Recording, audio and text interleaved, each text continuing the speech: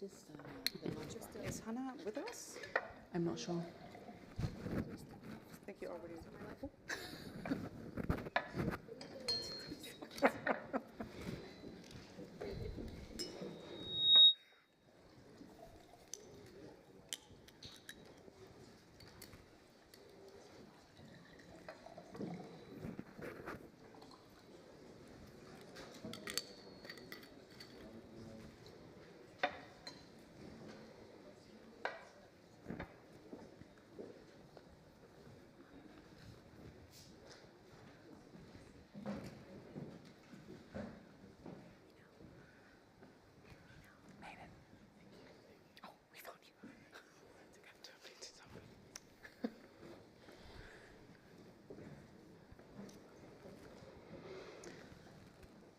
Good afternoon, everyone, and thank you very much for joining us on this very crucial and very timely session called Emergency Alert Averting the Abyss in Sudan. Some might say we're already so close to the abyss, there's no averting it, but it will be interesting to see what this panel has to say. We have on my left, Kitty van der Heijden. She is the Deputy Executive Director of UNICEF. We have Dr. Comfort Arrow from ICG just joined us. Thank you so much. I'll give you some time before I come to you. We have Hannah Tete, who should be joining us virtually. We also have Dr. Annette Weber, who is a special representative for Horn of Africa for the European Union, and we have Nasreen Assayem, who is the Youth Advisory Group Chair for the United Nations. Thank you all for joining me. I think we'll get stuck right in. I wanted to start with you, Kitty, which is that there's obviously, Sudan is the world's largest humanitarian disaster. Right now you have 11 million people at the last count, which I think is a conservative count, displaced. You have several tens of thousands of people killed. Again, we don't have certain numbers and certain figures for that. We have 19 million children out of school. We have, quite egregious statistics. Can you tell us what is really required to address this crisis, this manifold, multifaceted crisis? And really, I guess, if you can help us answer, why is the UN perceived to be missing in action? Look, if it comes to what is needed, I would say three things as a minimum. Three things as a minimum. One is people need to start opening their eyes. People call this a forgotten crisis, but this is not a forgotten crisis. This is a willfully ignored crisis by the world. I agree. We know what is happening. You mentioned some of the statistics, and I can add to those in terms of severely acute malnourished children, of women being raped. It goes on, ethnically targeted killings. It goes on and on. Right, so open your eyes and realize what we're facing. Second, start opening your mouth. We're not talking about this. I don't see the level of advocacy in the international community, in politicians, in parliamentarians, in the press, that this humanitarian crisis requires. We need to get warring parties back to the table. We need a humanitarian ceasefire. We need respect for international humanitarian law. So I want people to open their eyes, to open their mouth, and last but certainly not least, to start opening their purse.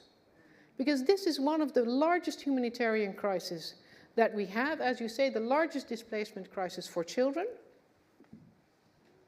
And we're all humanitarian actors, including UNICEF, is underfunded. We do not have the resources that children and vulnerable communities require.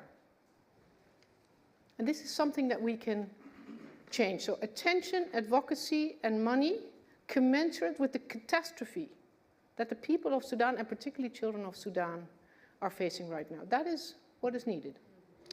Thank you. Annette, if I can turn to you. Given that we're heading towards effectively total systems collapse and total state collapse in Sudan, because it's not only is it the biggest disaster in the world right now, it's also one where this is the capital that was hit first and hit hardest. So you have this reverberating impact on the state. What kind of support is required from the international community to really sort of try and safeguard people's access to basic public services, but also to ensure that there's something of a Sudanese state left for when this hopefully dies down? if you allow me to go back basically where we come from. I mean, we come from a dictatorship. We come from a dictatorship to a revolution, to a coup. We should not forget the coup. To the contestation of state, and now to the collapse of state. And I think this is really, where do we need to get back to? And I think there are different answers on this way back, and I think there are different answers also in terms of what does it take for this, the services to be restarted, the responsible leadership to be accountable to its people, but of course also what does it mean for a very muddled mediation scene, where everyone seems to walk in different directions. Everyone is pitching different ideas of what is the future or the past of Sudan. What are we looking at? Are we looking at the revolution? Are we looking at a transition towards democracy? Are we looking into a stabilization of military leadership or rule? Are we going back, basically back to the NCP? And I think this is really where we have different definitions of stability, different definition of what accountability is, what responsible leadership is. And I think this is really where I see our main problem as the international community. We don't seem to be able to unify this direction. What direction are we going? What direction are we going towards in a mediation? To what end? And I think this is, where we, of course, on the other hand, need the Sudanese civilians to lead us. And I really mean it. It's not about, find the right platform, but where do you need to go? What direction do you need to take? And I think this is really where we maybe still do not talk enough. I sense we talk a lot, but maybe we don't talk enough to really the deep down issues. Because we talk to some, maybe we don't talk to others. What does it mean? Which direction are the Sudanese going? Can you already describe a direction? That's not answering your question, because No. the question, no, and I see the question is really an imminent question. Mm-hmm. But I think without having this, having the direction clear, what is the midterm, long-term achievement, which direction, where do you want to end? I think everything in between will always fall back into, are you going back to the revolution? Are you going back to the coup? Is that stable enough? Or are we actually going back, 5-6 years? And I think this will also then bring the answers to, to whom you're leading towards and what kind of leadership are we looking at? I mean, just as a quick follow-up to that, it's I think part of the reason that there is no sense within the international community space of where Sudan could be heading is that quite often the international community speaks to the wrong people. You're speaking to a very small subset of elites who, of course, for them, where they want to go is into positions of power, and that's fine if you're a politician, but doesn't necessarily reflect the wishes of the majority of people. What do you think it will take for the international community to start broadening out the kinds of people that they speak to? I think, what we've been trying as the EU in terms of having the consultation rounds that are not just focused on, let's say, one group, that is maybe Takadum today. Because, for me, it's still very clear, this group, you don't need to have a unified position on everything, political parties, political thoughts, ideologies. Let this be a very diverse landscape. But what I think is missing is the readiness of the civilians to be able to bridge, to at least sit and talk. And I think this will also then come back to our responsibility to provide that space. But how do you provide that space when we have, again, many actors with different ideas of how that space should look like? Again, I think it really needs to come back to the Sudanese saying, okay, I don't need to like your political position, but I need to sit with you to actually get to that next step, to overcome, the current, the abyss that we're staring at. So I think I take the responsibility in terms of we need to do more, we need to push more for this bridging and not just stay in our comfort zone with those who we feel like, I'm talking to you and you understand me because we have the same political aspiration, but really reflective of this large political landscape of Sudan. And Comfort, if I can turn to you, there's a very muddled, shall we say, space right now within the mediation on Sudan. You have several, 4 or 5 different initiatives, and as Annette said, they're all doing very, very different things. Where are the fault lines on this? Where are the disagreements? Where are the the competitions? What is hampering some of these international actors that have a lot of influence over what happens in Sudan, that have a lot of engagement in what happens in Sudan, to come together on this? Yeah, I mean, Annette started painting some of that, and she's also one of the mediators as well. So, and in a sense, you started to answer the question yourself. Look, you both of you are Sudanese. I don't need to tell you what the geopolitics is of your country and of the region in which you belong. And when Annette says that each country, whether it's the immediate neighborhood or the wider ring or the wider ring, and those who are following Sudan know who belongs in that ring, and I don't need to name them. But each of those countries has a different notion of what stability ought to look like in Sudan. And when Sudanese themselves have different versions of that, then it's no surprise that you have forum shopping as well. Now, we've just come from a session, Khulud, and I wished you'd actually been there, because we were talking about a crisis of peacemaking as well. And quite frankly, it's very hard to think of what, or to get to the ideal state that you're seeking if we leave all those interests off the table. And they're very difficult interests that we deal with. There are the interest of the warring factions, but they're the interest of a number of neighboring countries as well. And they're the interest of the enablers of the warring factions as well. And then there's the interest of the wider international community, who has a number of other conflicts on its agenda, and therefore has a bandwidth problem, and therefore doesn't see the political will or the political incentive or the political commitment and the urgency to deal with the crisis as well. So I don't see it as a matter of money also. I see it as a matter of just the absence of the political will and the urgency in which you talk about. So, Khulud, you know the story better than I do. We have an emergency peace effort, an emergency humanitarian effort that took place in Jeddah. A number of actors were left out of that process. Number one, that initiative itself was not high enough level. The people that were instrumental, the drivers of the conflict, were not at the table. A number of people agitated, and then we got to another peace process, another peace talks. And yet another set of actors were left off the table. The enablers, the ones who are driving, the ones who are the engine room for the fighters, were left off. And there was a course correction and enter the region, the actual region, in the form of IGAD. And even there, certain people were excluded from the conversation as well. There were efforts to bring in some of the high-level, to bring in the high-level players. You and I were in Doha at the eve when the Djibouti talks were talking, and there was a lot of buzz about whether Burhan and Hemeti would agree to cessation of hostilities, and off we go to sign a peace deal. And that didn't go anywhere. And then we got to another peace dialogue in another one of those enabling countries, and yet other people were left off the table as well. And so we're repeating the same pattern of leaving key actors off the table, all key actors who have a direct interest in what Sudan's fate is.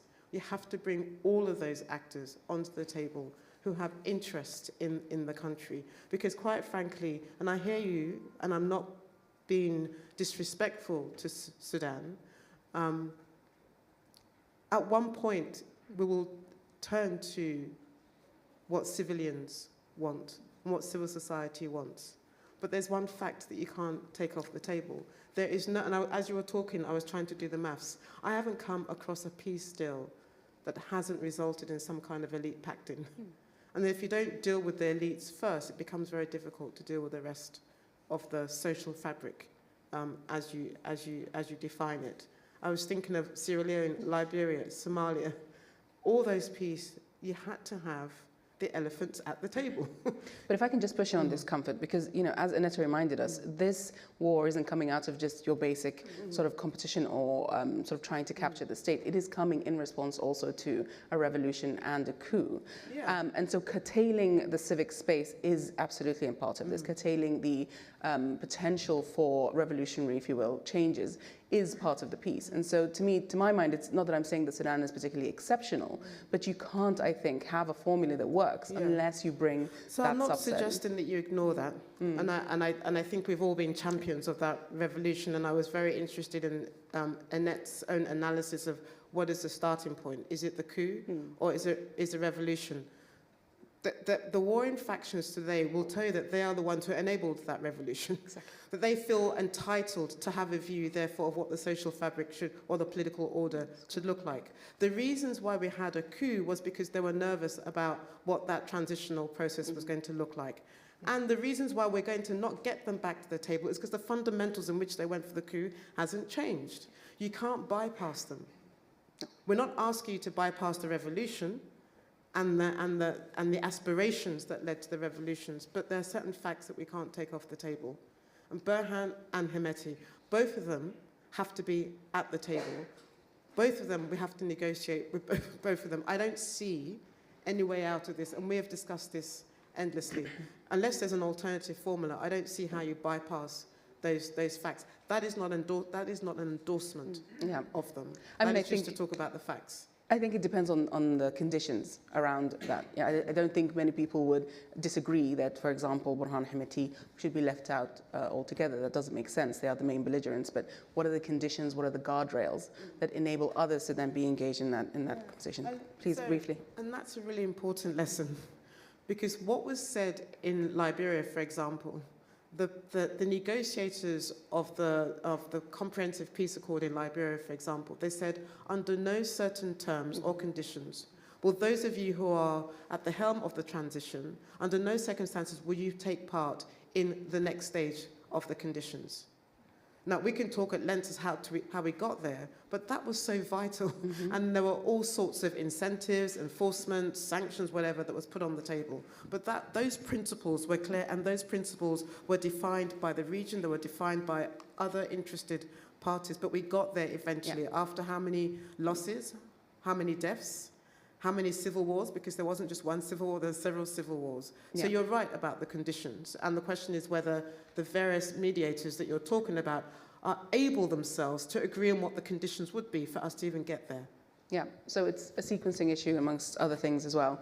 Nasreen, I'm going to turn to you in terms of sort of the regional picture, because quite clearly, you know, vis-a-vis other conflicts that Sudan has had, for example, the Second Civil War, there was consensus by the time that peace agreement, the comprehensive peace agreement came about, that the war had to end. We're very much missing that consensus from the international community right now. So, you know, there have been countries in the region, particularly Egypt, the UAE, and Saudi Arabia, that have become integral to this conflict. And of course, to that degree, also then integral to the solution as well. What do you think, not just focusing on those countries, but also IGAD efforts and other mediation efforts from your perspective, what would it take to cause that reset? What would it take to cause those countries to understand that this war is actually in no one's interest and that they should be pressing for peace? Would help with calling out some of these countries and what they do, would that be helpful? First of all, let me hold, so the pin yours, I will hold the mic from this side. But first of all, I mean, Comfort, you are totally right. We need to get them all on the table. But easy saying than doing. I mean, if we have a way of putting all of them in the table, I don't think we will be in this position right now. But I think this is the problem, and I think this is what Khulud is asking about. How can we get these people into the table, if I understood your question right? First of all, there is two different ways to look at it. There is the human way of looking at the humanity, the oral, the morals, the ethics, and so on. And that there is 42 million people are suffering, whether inside or outside, even the refugees or the people who managed to leave the country are suffering very bad conditions. I've been in different countries where Sudanese migrated in huge numbers, but actually they didn't migrate because they didn't have a place to live, they didn't have a place to work, so they are sleeping in the street, they're sleeping in the public parks and so on. So even the people who left are actually living a different hell because, or obviously as mentioned, because for them it's now on their shoulders to make the people who are waiting for them back in Sudan to live, because currently people they can't live. And there is the other way, which is the political way of looking at things, and basically what are the interests of the different countries, whether neighboring countries or the Gulf countries or the big actors, US, EU, whatever. And if we looked from the humanitarian, the human side of it, they don't need convincing to come to the table. It's obvious that people are suffering and this war needs to end, full stop. But now the more tricky, and every rose had a thorn, the big thorn of the story is the political. And how can we actually have a win-win situation? Because in this conference, I'm always hearing a win-win situation, and I was wondering, do we have a win-win situation in our case? Is it the life and the future of the Sudanese people and the next generations versus the interest of the other countries, or it is both, or it is neither nor? Because currently how things are going, it will be a neither nor situation.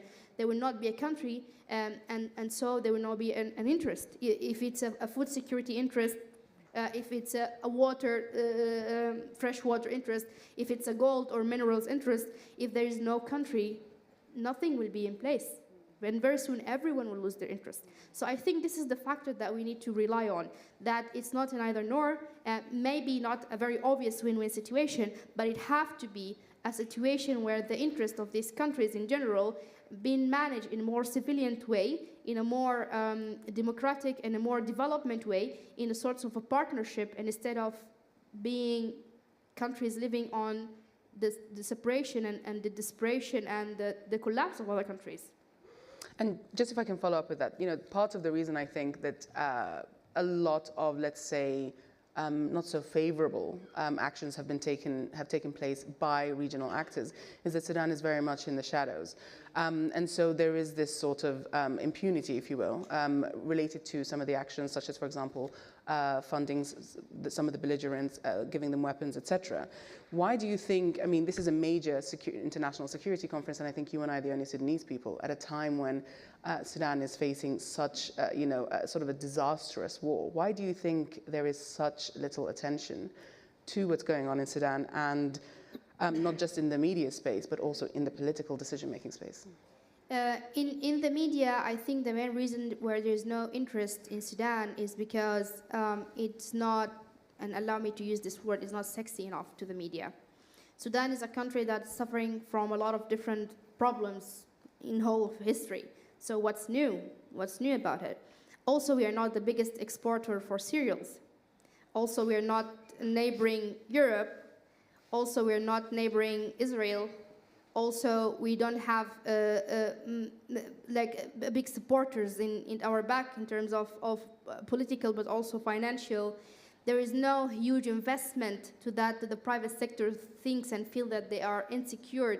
And there is actually very little, maybe no independent media, as we know. So actually the media part is also fueled by the political part. But I think that the power that we have in our hand right now and we are not harvesting is that now there is media, which is the social media, that is not really driven by interest like the normal traditional media. And this is also something we are not really taking our part on it. Now, let's take to the political part. I think it's easier to look away on Africa in general, not only Sudan. Very easy to look away from Africa. It's even easier to accept what the African leaders say, even if they are actually leading the country to destruction instead of construction. The international community is, as Comfort mentioned and as you also mentioned, is overwhelmed with a lot of conflicts going on right now. They don't have to prioritize. You cannot choose whose life worth more than the other. The only way is to actually work on all of them. And all of them needs different needs. It's not the same. But also to come shorter on this, sometimes the international community needs push. And sometimes this media is the push. But also the media need a push. And so it's a catch-22. Exactly. It's the egg first or the chicken. And the only way is to get the chicken and get the egg. Easier said than done. We're joined by Hannah Tete. Thank you so much for joining us, Hannah. I just wanted to turn to you very quickly. We've been sort of looking at all the challenges and all the issues. And one thing that has been sort of, I think, useful in moving some of this forward is dealing with the impunity factor, dealing with the justice factor. And I just wanted to ask you a question on the recently launched UN fact-finding mission and what kind of issues, if you could tell us, it has faced, for example, gaining the necessary access to fulfill its mandate. Well, the fact-finding mission has very much the same challenges as the UN country team. We now, as you know, have, I'm hearing an echo, so I hope that, somehow it doesn't... You were hearing you loud and clear, well. thank you. Okay, good. So the thing is this, with the closure of UNITAMs, we do not have the same capacities that we used to have in Sudan. We do have, and have had since the conflict broke out, human rights observers, colleagues from OHCHR, who have been monitoring the situation on the ground. We also have a situation where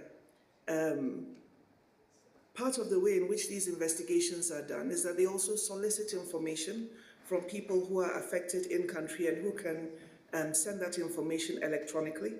And then we also will expect that if we are able to negotiate access, which is one of the most difficult things to do in Sudan at the moment, that we will have colleagues having the opportunity to be able to go and see for themselves what is happening. But given that, as was just said, there are a multiplicity of media sources, I don't think that the colleagues who are involved in this investigation are going to restrict themselves to one source. But I think that it's also important, and I want to build on one of the points that was made by Comfort earlier in the discussion, is that the process of mediation of this conflict in in Sudan, I beg your pardon, has been something of an international competition. And I think that's sad because the Sudanese people can least afford it. We have tried to have an AU process which had an expanded mechanism and a core mechanism, and then somehow all of that fizzled out. Then we had the Jeddah process, which, as Comfort pointed out, started at a level that was not sufficiently empowered to be able to make concrete commitments. In IGAD, you did have a head of state-led process, but unfortunately, we also have a situation where one side in the Sudanese conflict perceives that many of the heads of state within the region have already taken sides and therefore do not want to be part of that process. And then now we have the opportunity since Bahrain to see Jeddah maybe revived with the participation of the UAE and Egypt. It does not seem to me that even though the AU has mentioned or has named a high-level panel to look into the mediation process or to support the mediation process, that we've had sufficient conversations on how these processes can be integrated, because the competition in mediators has to stop. Without that, we will not have one process. We will not be able to focus attention on trying to move things forward. And we will continue to be bemoaning the fact that 1 year on, there is so much loss and damage in the cause of this conflict. Now, forgive me for the darkness, but when I sit very still for a long time in my office, the lights automatically go off because they think there's nobody here. So I hope that they'll come on again shortly and then it will be brighter. Thank you. Thank you very much, Hannah. Actually, if I can just push you on this Jeddah 3.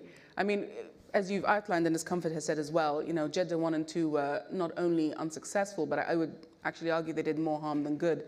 For example, we saw an increase in atrocities during Jeddah 1 in the summer of 2023, and then, of course, a resurgence of those atrocities amounting potentially to genocide in the second Jeddah in late October, November.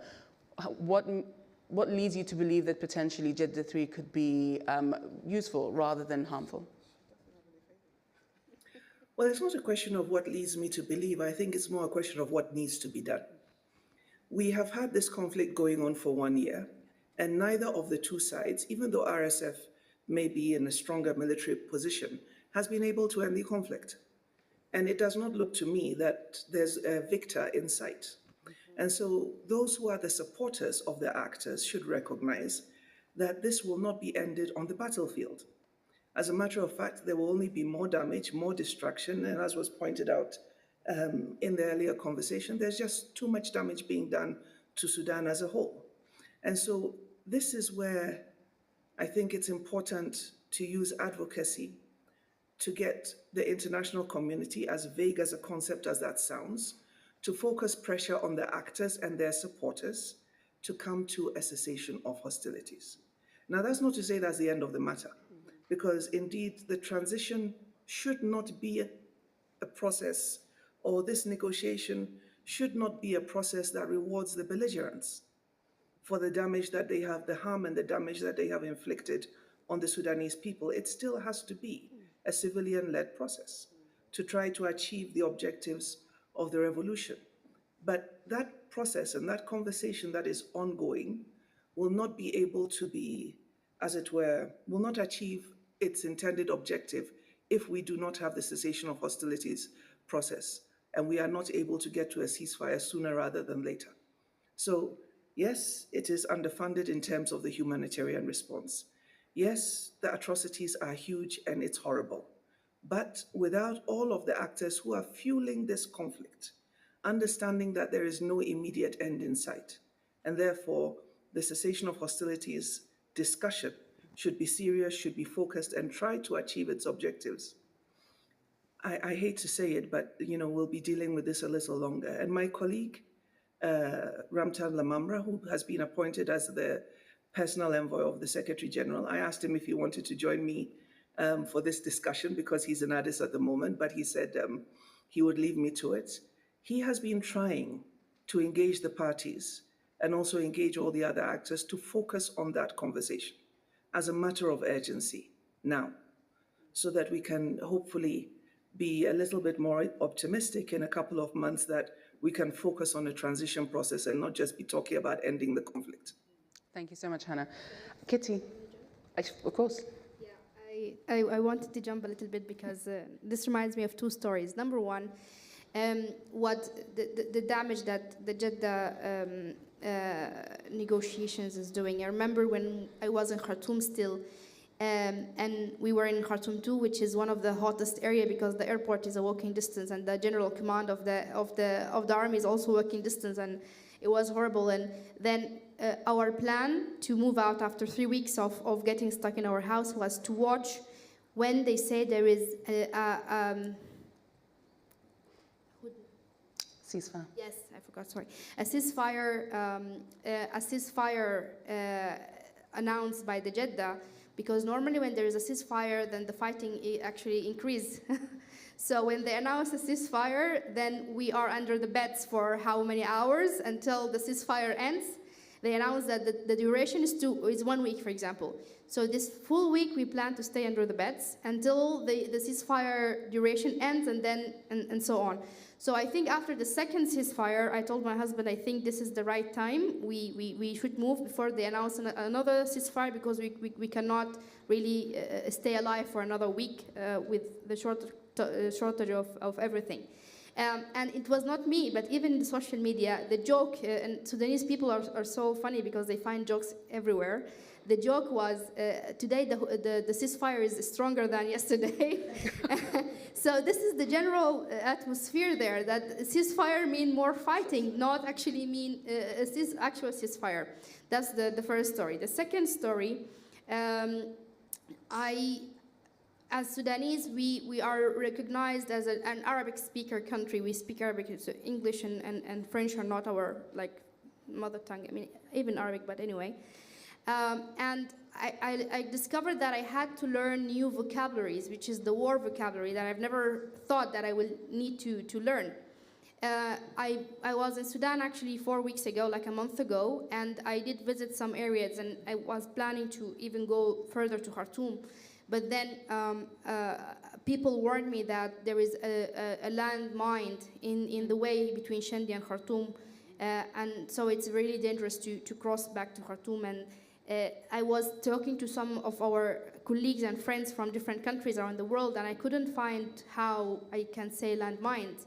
And I think this is what we are all here discussing, that as the war goes worse, then new methodologies will be used, and even if the war ended today, I'm not sure if there's a map for these landmines, and I'm not sure if the damage of the landmines and other things will actually end there.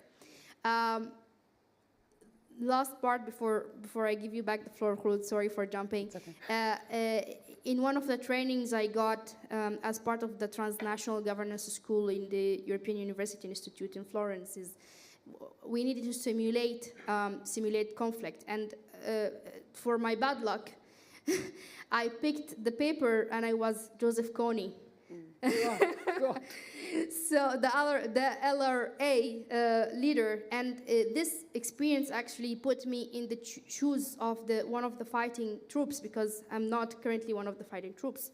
And I think one of the mediations processes that we need to take, not as only as international community, but as Sudanese, is to put ourselves in their shoes, to see how pragmatically, because now the only way to end this war is through the pragmatic way, because obviously the humanitarian, human, moral ethics is not working, and see how can we do this pragmatically, and how can we be in their shoes as actually to see how can we make them sit in the table. Thank you. Thank you very much for that. And actually, I think it's important to humanize some of these very abstracted things we speak about. So thank you for sharing that with us. But Kitty, as we've heard from Nasreen and from Hannah, you know, this war could go on for a very long time. I mean, I sort of tend to very sort of tongue-in-cheekly say, you know, this is another 20 years we've got ahead of us, building only on the historical trajectory that Sudanese wars of this nature have had. You know, the First Sudanese Civil War, the Second Sudanese Civil War, the Darfur conflict. So if we are staring at a 20-year conflict, you know, in terms of the humanitarian approach and the lack of access that Hannah has mentioned and you have mentioned, where does the international aid response go from here? To my mind, quite a key element of sort of untangling that mess is to engage local actors, emergency response rooms and other local grassroots humanitarian actors whose corollary in the political world have been ignored for so long. So how do we first of all change that? And secondly, how does something like the UN, such a big multinational organization, work with such grassroots actors? Look, let me first say that I would find it totally, utterly unacceptable and unimaginable that what's happening now continues for another 20 years. I mean, if we do that to each other, we're just not worth being called humanity. And I find it very striking. I mean, when I came here, I was a little early and I saw nobody in the room, and my heart sank, because this is what's happening to Sudan. We know what's happening, we're just not paying attention. And as you said, there's no coherence, there's competition among those that want to mediate or have diplomatic efforts to bring about a peace deal, and at least a ceasefire, not to have more fighting, but to allow humanitarian actors to have access, because currently we can't reach the children in need. Now, as UNICEF, and I think all humanitarian actors, we have to be very honest. We work mostly with local actors. Why? Because they have much more access, they are much better in tune with what is needed, and we facilitate that. That's also part of the localization agenda, but it's also an important political agenda.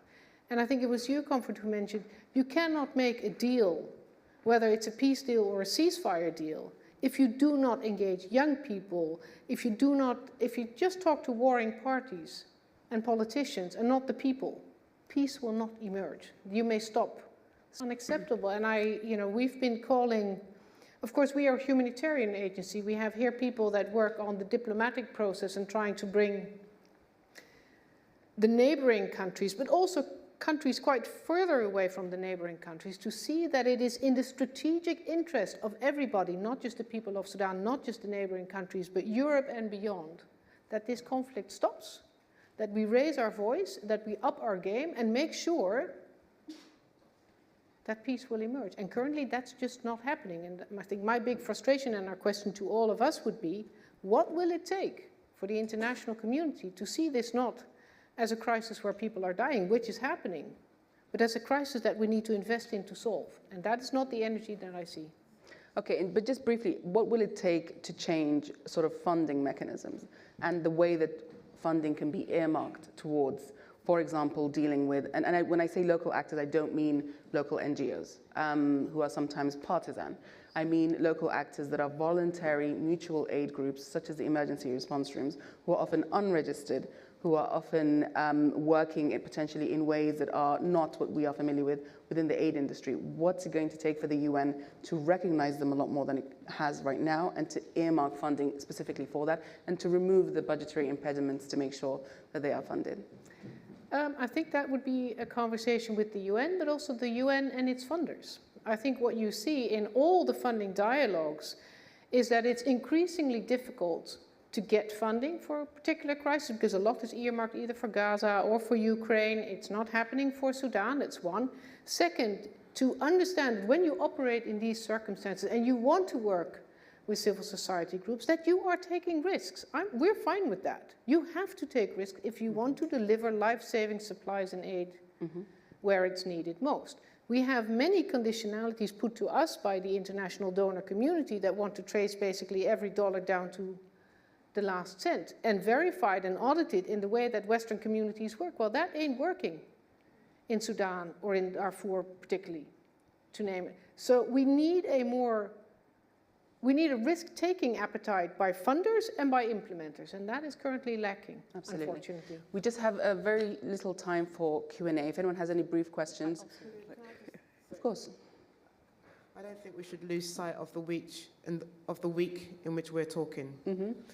This is the week where African heads of states gather for their summit in Addis. Yep. And Hannah's talking to you from the capital of Africa's key political institution.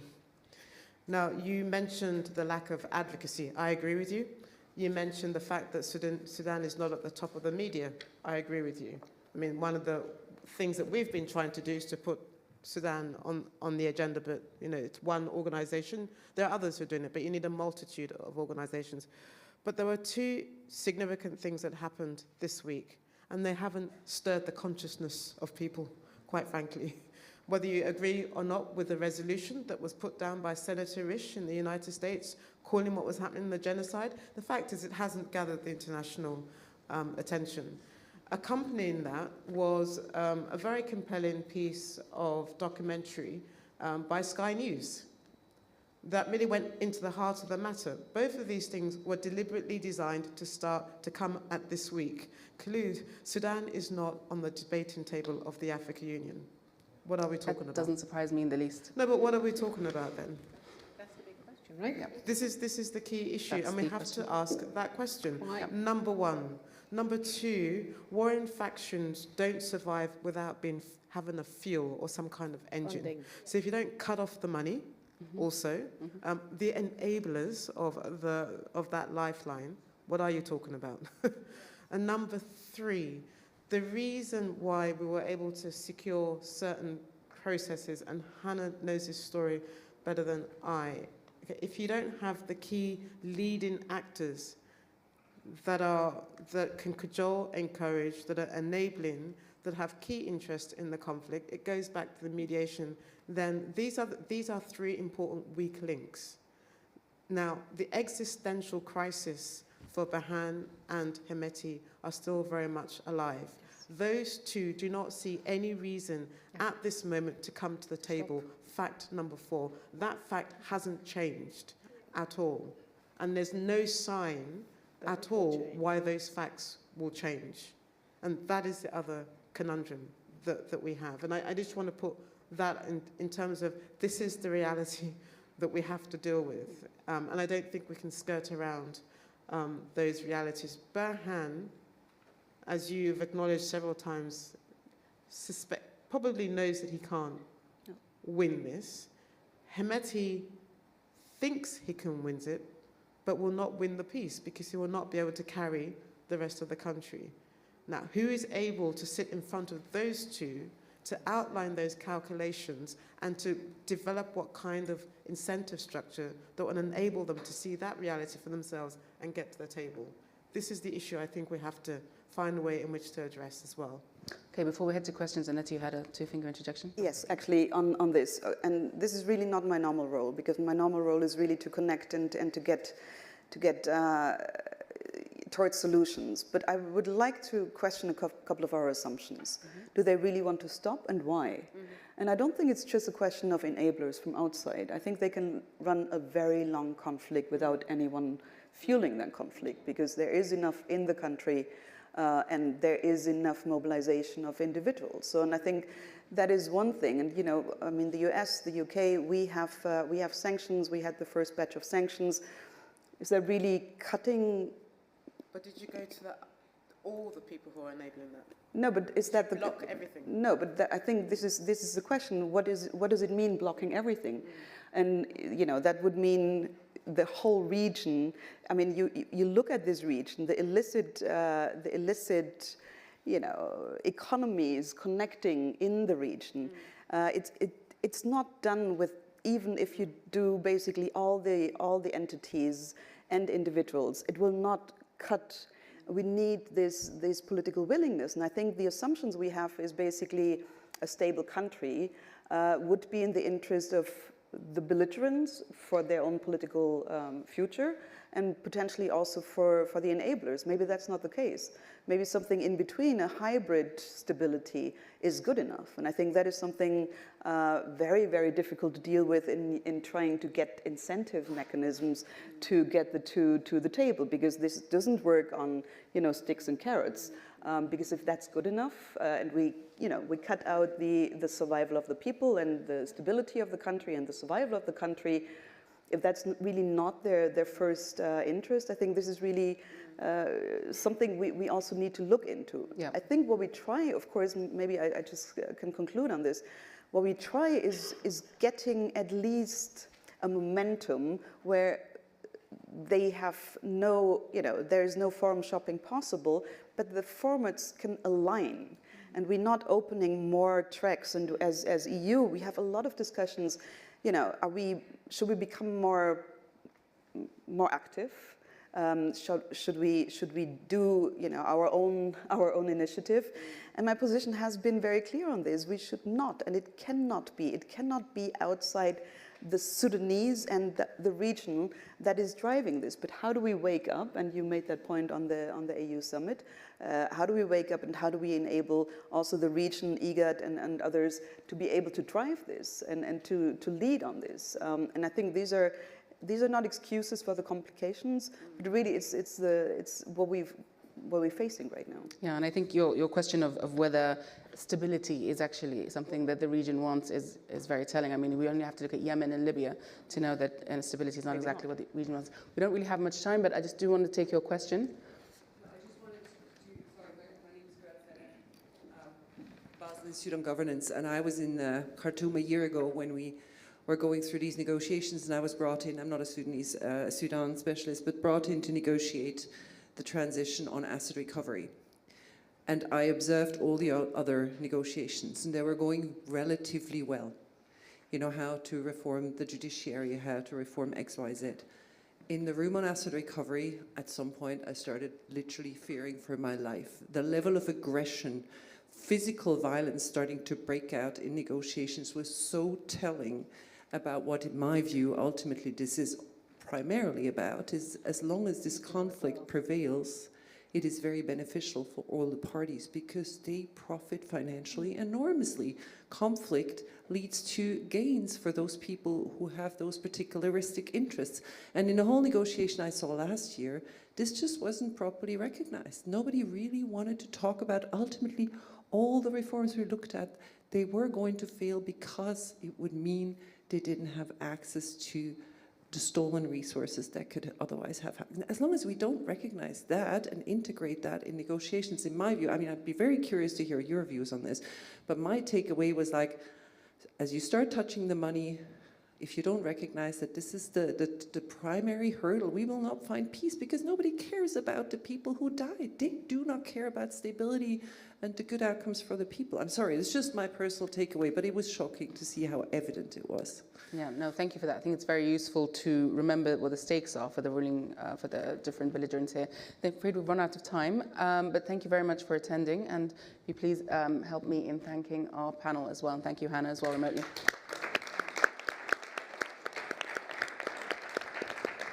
And just Plea to please continue, if you are interested in Sudan, if you do work on Sudan, if you do have avenues towards decision makers, to really pick up on this advocacy strand that both Nasreen and Kitty have spoken about, because the plight of 50 million people is literally hanging in the balance. Thank you very much.